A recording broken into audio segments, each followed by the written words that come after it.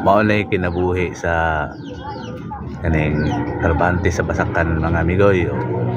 Bisag init kayo, alas 12 na ron mga amigoy, alas 12 sa udto, pero kumbati lang gyapon nga itong mga igsuon sa pagtanong kay og ila po nila ngayon maabtan sila ulan, dili pa sila katiwas kay init kayo din ulanon atong lawas po yung mga daot wala nga ila gini paspasan taman mahuman dako kay ning area kayo nga ilang itamnan no. Tama ni dito ana kini makita nga wala na tamni mo na ilang tamnan, pero 2 ka oras ra ni nilang trabaho mahuman na ni.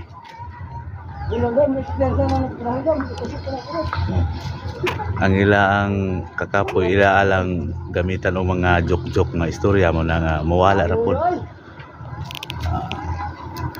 Pasan gini nila kay moabot ang ulan, di na po sila katanong kay init ba kayo. Alas 12 giron mga amigoy.